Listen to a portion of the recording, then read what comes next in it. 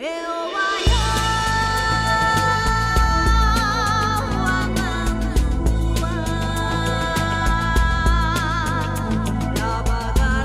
good thing about the Kimblitz, filling reviews that have always been requested and finally satisfying that one person who's been going on about something for years. Not that I haven't always wanted to do something like Tenchu, the original's a PS1 classic for sure, but it's the only game in the series that I'm really familiar with in any way. The others are unknown, there's a lot of them, and in recent years the series does seem to have fallen down in the dumps a little bit. The original is the most famous one, and in this form, well, I can happily stick to that original game without feeling like I have to go the whole hog like I usually do. Tenchu managed to be quite successful in the PS1 era, partly due to riding a wave, it being one of several big games coming out at around the same time that were focused on stealth as opposed to all-out action. It may not have been as big as Metal Gear Solid, but it predates that game and sold well for a while as people got hungry for more and more stealth. That and, well hey, it's ninjas in feudal Japan. You play as either Rikimaru, man with sword, or Ayame, woman with knives, and sneak your way through several levels of fun with different objectives, delivering messages, evading patrols, or just plain assassinating somebody. It's all a good laugh and the plot plays out with, well, quite possibly some of the worst voice acting in the history of video games. I mean, holy hell is it horrendous. Terrible even for a PS1 game. Fortunately, there is a cheat available that allows you to use the original Japanese voices instead, and that's seriously recommended. Your greed sickens me. I hope your death is a lesson to others.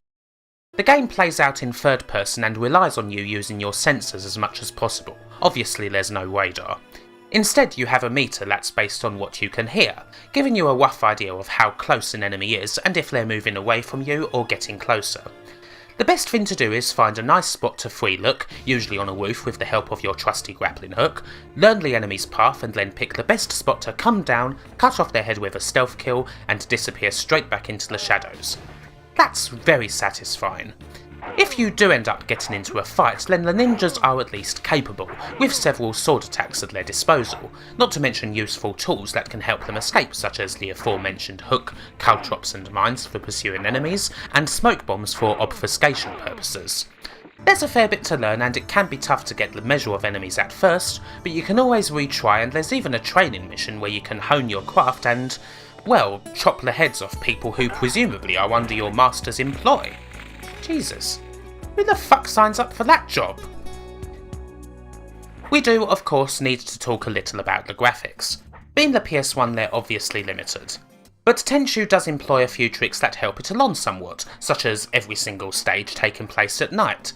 That can hide a multitude of distance issues and it fits perfectly with the game anyways. And hey, I do still get a kick out of the dirty 3D look, with all its rough edges, and this is one of the main games that I usually think of on that front. The things that age Tenchu more are in the gameplay and controls, which can at times be a bit of a pain, whether it's not being able to free look without holding a button, a tremendously slow and frankly useless stealth button, or a rather annoying camera that tends to get in the way quite a lot.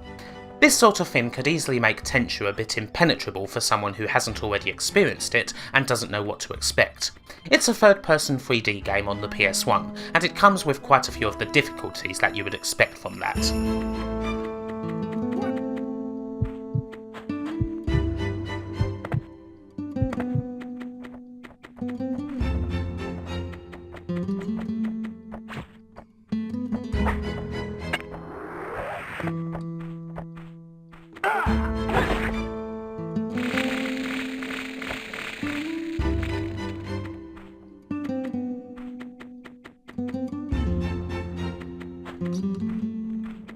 But seriously, Tenchu does shine in the levels department.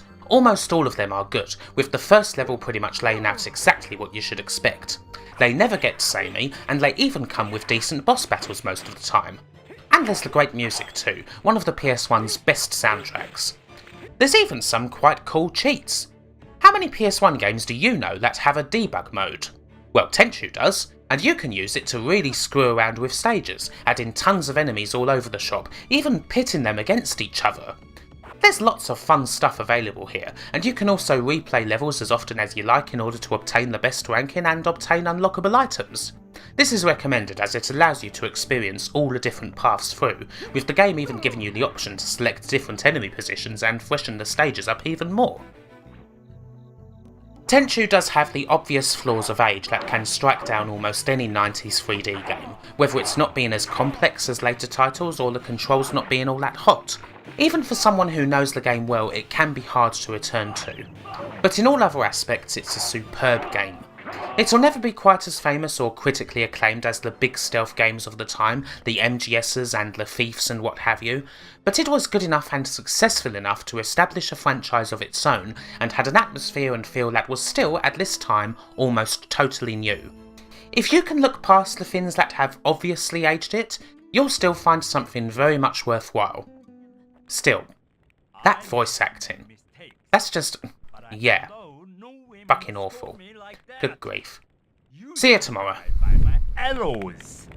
Your arrows are like you, weak and twisted. I fear them, not